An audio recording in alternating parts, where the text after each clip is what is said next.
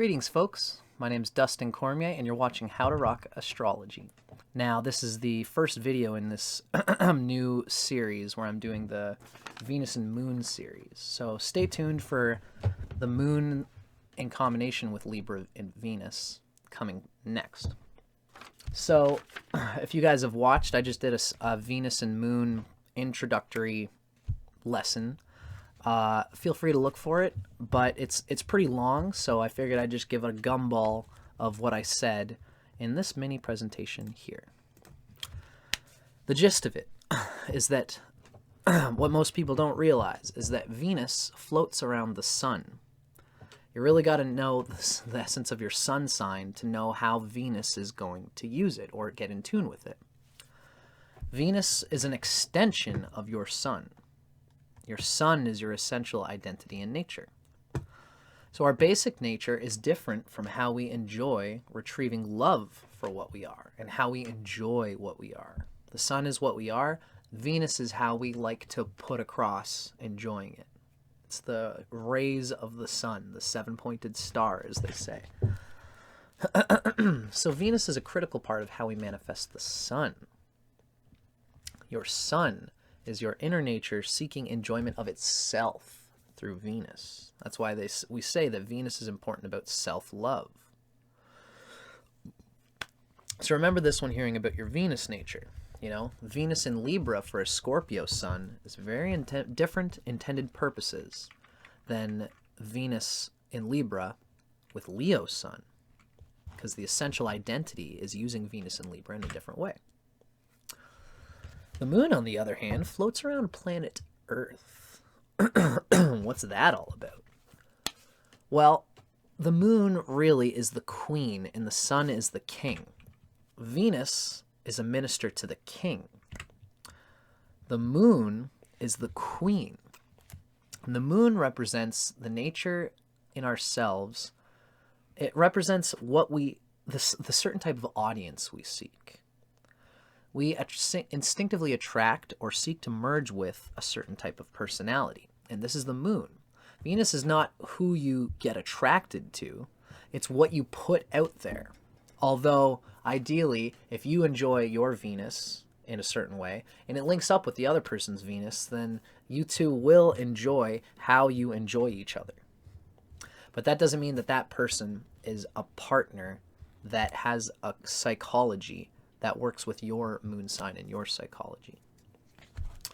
The moon floats around the earth, where Venus floats around the sun, our essential nature. So the moon is really floating around the incidental childhood programming of our mother and our relation and our childhood. It's a gateway built on the memory of connection through our childhood experiences. So the moon is the personality that people interact with us through. It's a crescent sliver of our inner nature. Essentially, just to give this short thrift, as Ernst Wilhelm says, he's got a great video on the habits of the moon. And he says that life does not give us what we need to be our essential self, which is our sun. It doesn't give us all the tools that we need. So if you have however your moon is the little sliver of personality that actually comes through from your sun nature. Every Leo sun or every Virgo sun is very much the same, but the moon represents the sliver of that sun that's coming through, that can interact with the world. So it's the gateway that people need to reach us through, and it's the gateway that we need to reach others through. Which means that the moon has a lot to do with the type of audience we seek and the personality of the people we seek to merge with. Not necessarily how we're going to enjoy that partnership. So we're going to talk about the moon when we kind of get to the moon and Venus series. So it's the queen to our inner king. That's what the moon is. Venus is our essential the sun is our essential self nature. Venus is how we enjoy that nature of ourselves and essentially how we love ourselves. Then the moon is the type of love we seek to retrieve, as well as how and why we retrieve it. Wherever our moon is how and why we seek love. Whereas Venus is just simply, it's more of affection. What type of love? Really, affection is a better word for Venus. What affection do we naturally radiate? And we're going to talk about this. So these are very different. The moon and Venus are different. Just because we enjoy the love we receive from someone or something, is Venus, doesn't mean they embody the love we really practically need and deeply desire to grow with. And this is how we're going to talk about it when we get to the Venus and Moon series. The Queen is the Empress in the tarot, and the King is the Emperor, and Jupiter is the Fool, Guru. It's our deepest purpose. Jupiter, the Sun actually follows Jupiter. Again, if you look at Ernst's Habits of Jupiter video, you'll know what I mean by that. Jupiter is the primary arbiter of the goal in our lives.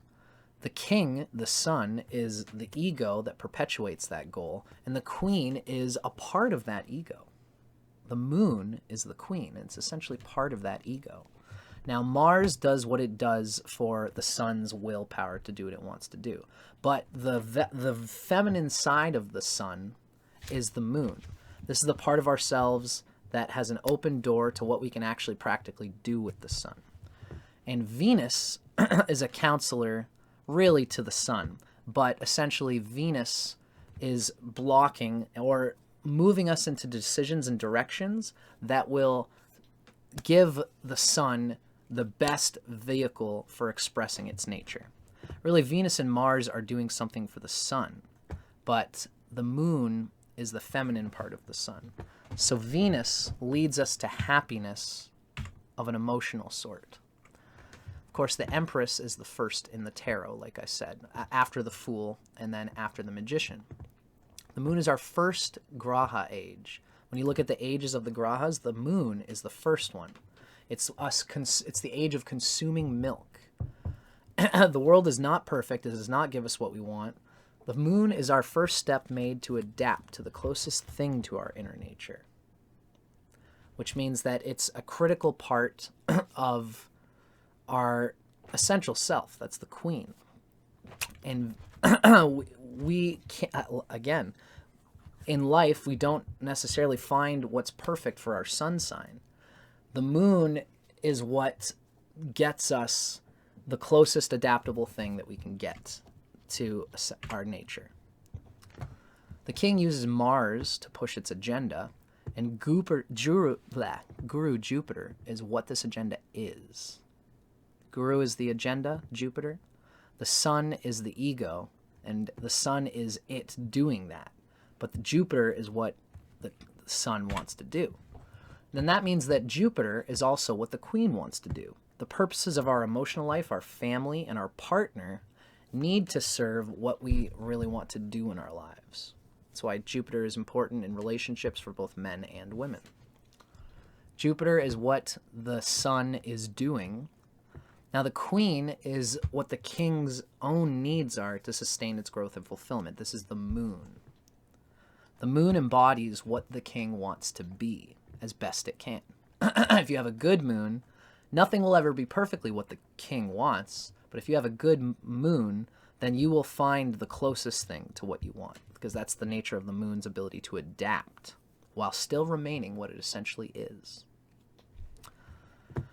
So the Queen and the King, essentially our ego, receives counsel from Venus to enjoy what we deeply desire, what our body, mind, and heart need. So the counselor Venus, through our experiences in life, are going to teach us what does not satisfy us and what does not make us happy. Mars manifests what we are, the King. Venus manifests what we want to become, the relationship we want to have, the on-the-ground, earthly partner, and even children, and family and tribe that we want to exist within. It's how our kingdom should look and feel on the path towards the Sun's fulfillment. So Venus represents how we express affection, we feel appreciated, and we give of ourselves. It's how we sustain what we want to become and merge with. The Moon is the partner we seek.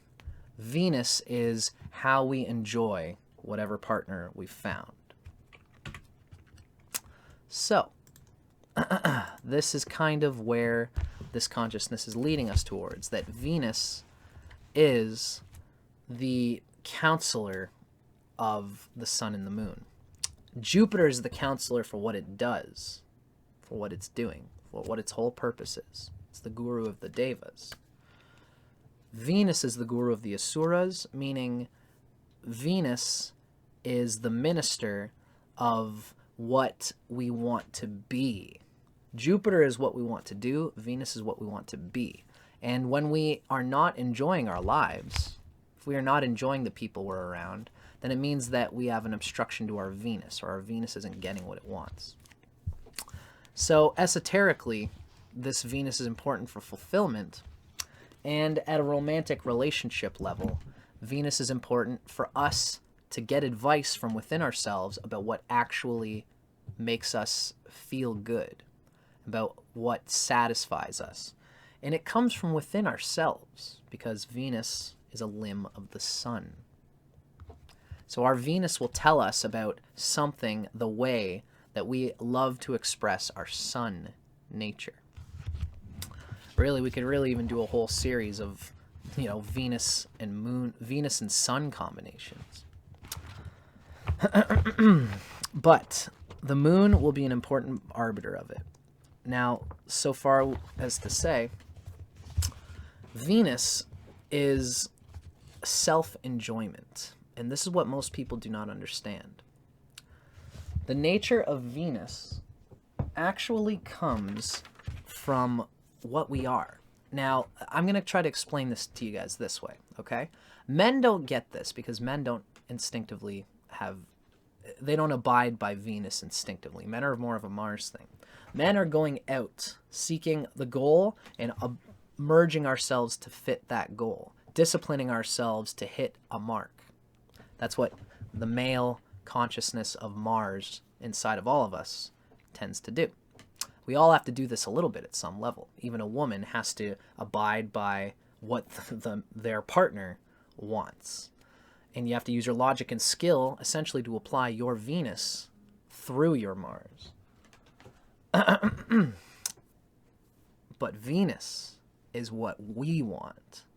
Venus is your nature of affection, of enjoyment, and sexiness.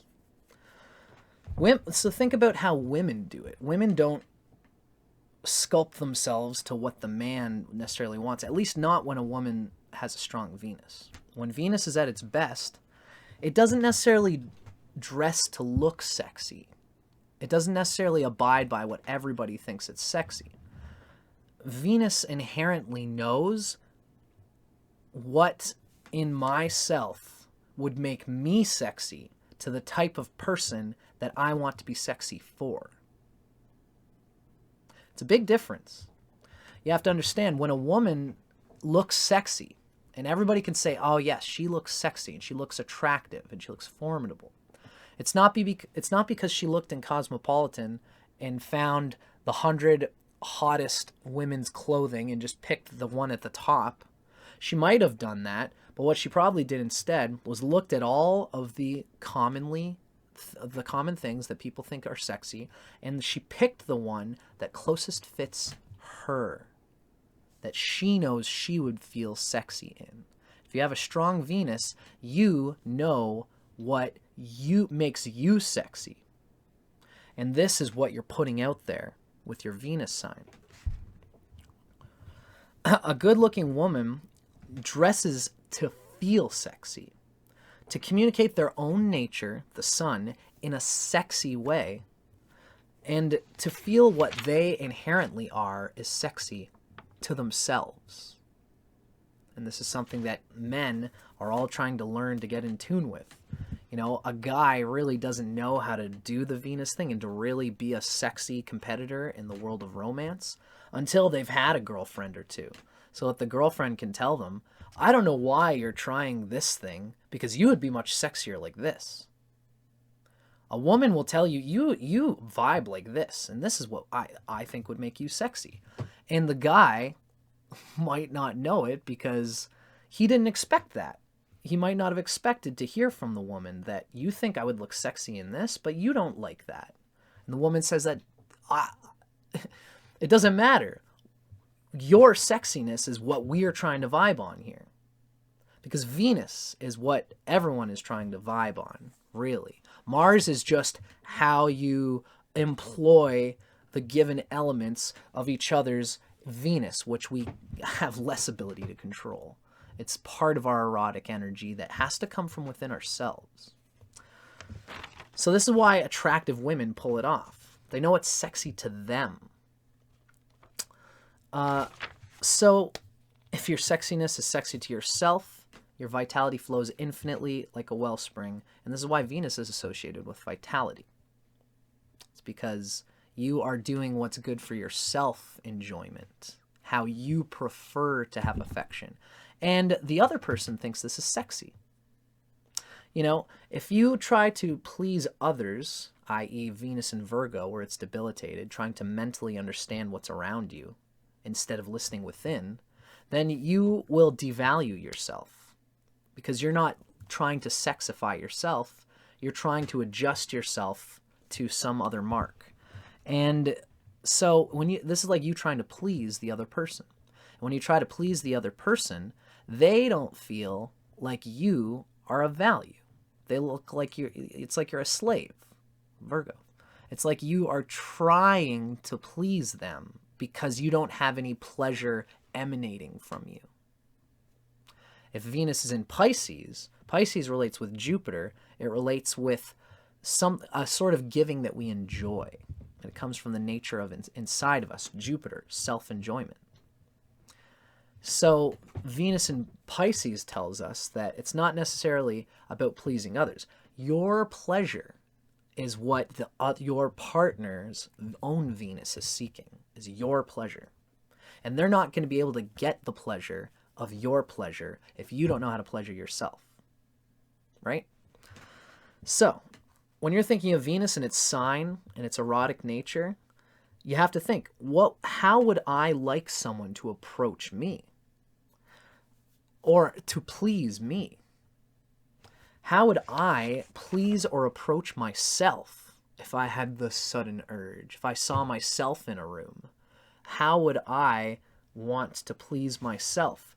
Are there any easy signs? Because your Venus is really supposed to do this. This is a smart woman with a good Venus displays in a juicy, sexy way. This is the kind of enjoyment that I have prepared for you if you want to come to bed with me. This is my vibe. This is who you're going to live with. This is who you're going to be sitting beside and watching TV when all the cards are down. We're done having sex and now we're hanging out. And my juiciness that you saw the first when you walked in the party and saw me, this is the juiciness that you saw. This is the juiciness that I am. I hope you guys enjoyed this. I'm Dustin Cormier. This is How to Rock Astrology. See you guys on the flip side.